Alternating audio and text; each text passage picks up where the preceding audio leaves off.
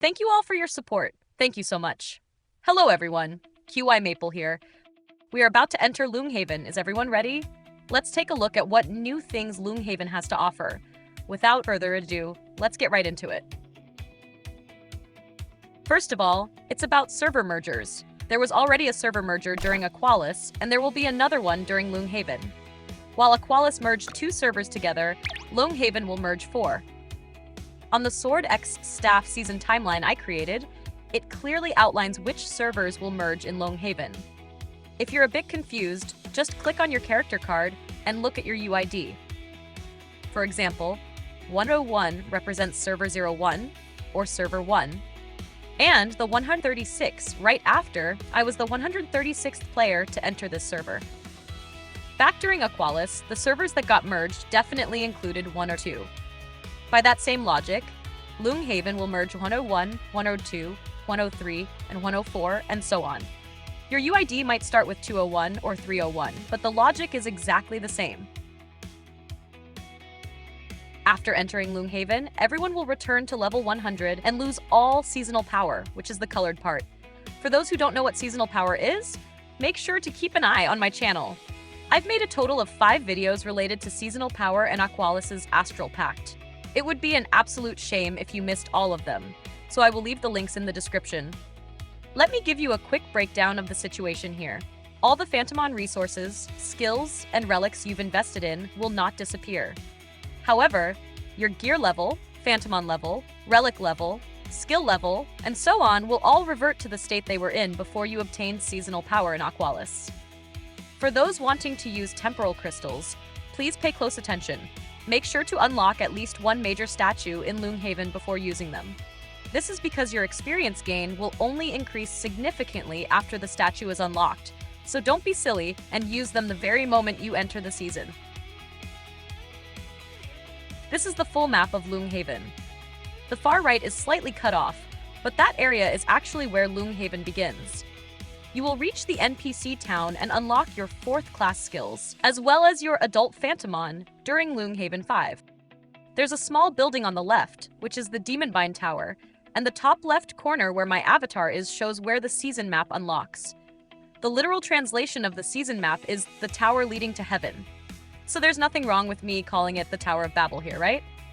At Loonghaven 15, you'll be able to unlock the new dragon type. I'll likely make a standalone video with more details regarding the 4th class transfer. If you can't wait, you can check out the skill loadouts in my Discord covering both PvP and PvE. The skill shard vouchers you've been hoarding can also be used at this time. Here, I've listed the most investment-worthy skills for all classes. This includes powerful skills for the current season, as well as long-term investment skills that can span across versions or even be used for years. You can take a screenshot or view it directly in the Discord. You can see the class strength rankings here, so players who like to follow the meta can switch classes to ensure they're playing the ultimate solution of the version. Usually, I'd recommend that you switch classes to pull skills first, and then switch to the meta class. That way, even if your first skill pull goes wrong, you'll have 3 extra options to choose from, and a better alternative to your first pull is bound to turn up. Overall, there are more usable skills in Loonghaven, and the requirements for your skill ranks will also be higher. If you're worried about spending a lot of money pulling skills, why not give Lootbar a try? Lately, I've been using Lootbar, the safest and most affordable trading platform out there. Their prices are 12% cheaper than official stores. For example, a $99 pack costs only $79 here, saving you nearly 20 bucks. It's 100% safe. You only need your UID, never your password. The self-top-up through their secure cloud device is instant and super easy. Plus, Lootbar has a 4.9 rating on Trustpilot with a 7-day refund guarantee. Don't miss out. Sign up through my link below to get an extra 10% off new user coupon, saving you 22% in total. Go check it out. Next is the Divinecraft Stone and Reforgment system. You can refresh your stats by using Divinecraft Stones, allowing your gear to have your desired stats. The refresh is random, but inheriting it afterwards within the current season is completely free. However, the old gear will disappear, meaning stats rolled in the first dungeon can be used all the way until the last dungeon. Then, By spending a bit more Divinecraft stones, you can continue to inherit them into the next season, making it a true once-and-for-all solution. I have a highly detailed guide right here, which also lists the exact stats needed most by each class, helping everyone find the most crucial stats for their respective class. Now let me highlight a few common traps to avoid. S1 gear cannot be inherited into S2. Dismantling any Loong gear will yield 50 shards instead of the original 20 shards. Each gold shard can be dismantled into 2 Divinecraft stones, while red shards yield 3 Divinecraft stones. The final dungeon is just like the Thor gear from Aqualis. It has no shard drops, but the dropped gear can still be dismantled into 50 shards, and each shard can be dismantled into 10 Divinecraft stones. This has nothing to do with Aqualis gear, because Aqualis gear shards dismantled after entering S2 will still just give refining stones. Gear inheritance is restricted to gold or red quality. Inheriting gold gear into red or red into gold will not affect the value of the stats. It won't change even if it spans across several dungeons. Stats like attack, speed, or health will automatically scale up in value, while stats like crit rate will remain unchanged. The gear attributes from the first dungeon are relatively low because it hasn't entered the season yet, meaning it can't benefit from the seasonal bonus.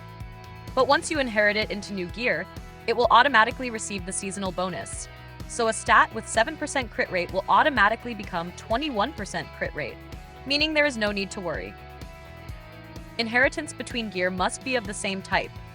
Swords can only be inherited into swords, books into books, so please keep that in mind. Since gear recasting is quite important, I might make a standalone video for it later. Alternatively, you can read the stat refinement techniques directly in the Discord. This stat refinement mechanism has no pity system, so if luck is on your side, you can get god tier gear with just 100 Divinecraft stones. If luck isn't on your side, you might throw thousands of dollars down the drain. For those who can't wait for the video and want to save some money, I highly recommend reading it in the Discord right away, and it is complete free. Demon Bind Tower can be challenged daily, just like the daily dragon events, and its main drops are gems. Players form groups of 2, and melee players must pair up with ranged players. Just like the dragon event, there are no individual ranking rewards, only server-wide ranking rewards. If the top 1 and top 2 players are both duelists, one player can switch to a ranged class, and then switch back after finishing the run. Detailed guides for the Demon Bind Tower are also available in the Discord, ranging from drop rewards to skill combinations. However, I lean towards making a full video for this later. I have the dungeon thresholds listed here as well.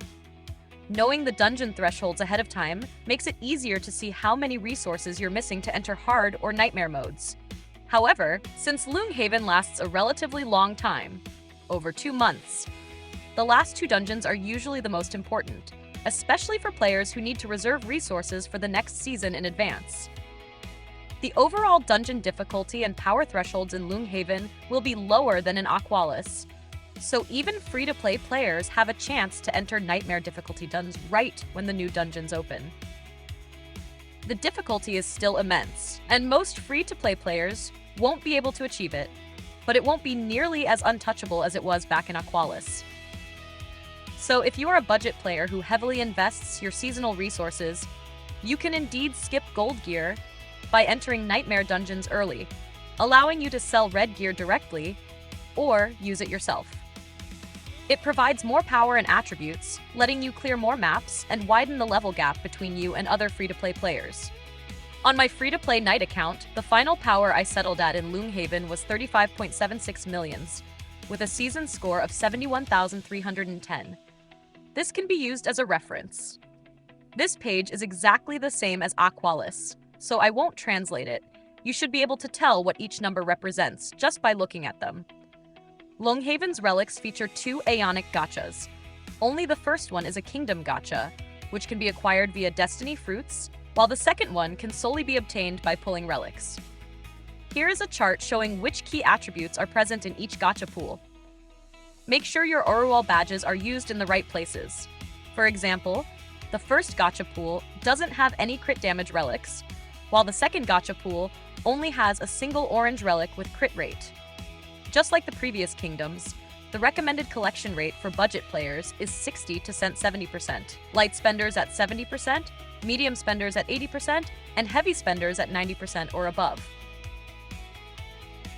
On the 92nd day of server launch, a new Panda Phantomon, Pandarial, will be updated.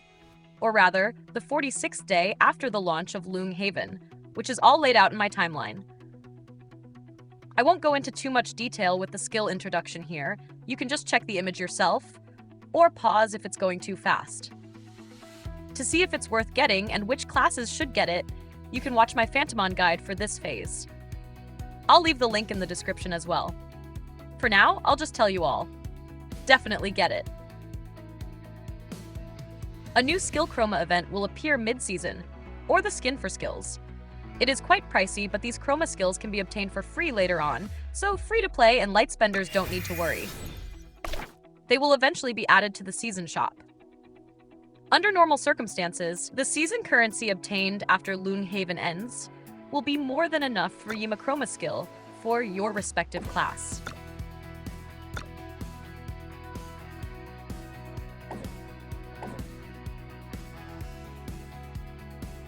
The home ones can only be obtained by spending money, costing around $50 for the full set. They likely won't return to the store in the future, as they belong to the exclusive Loong Haven series. The tier breakdowns for Loong Haven's Astral Pact can also be found in the Discord. However, since this video mainly focuses on the new content at the start of the season, I won't expand on it here. Those who are interested and want to know in advance can look it up in the Discord themselves.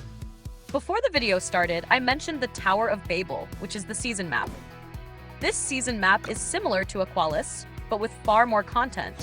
I've slightly forgotten the exact number of floors, but if my memory serves me right, it's around 56 floors. This season map will be with everyone for basically more than half of the Loong Haven phase. It only contains small statues, but their sheer quantity makes up for it. If you can clear the entire map as early as possible every day, it will still allow you to widen the gap between you and others over time. Since we're on the topic of the season map, let's talk about Aqualis' season map as well. For players who haven't finished clearing Aqualis' season map, don't worry. Whaleback won't disappear just because Loong Haven opens up. You can still continue to challenge it. In fact, after entering Loong Haven, you'll be able to quickly wipe out all enemies on Whaleback Island thanks to champion rank suppression. Well, that wraps up the full season overview and leaks for Loong Haven. I hope I've covered everything. If anything was missed, feel free to point it out in the comments section, and I will update it on Discord later on. If you guys enjoy my videos, please hit that subscribe button. Your support is the absolute greatest motivation for me to keep updating. Thank you, everyone. See you in the next video. Bye-bye.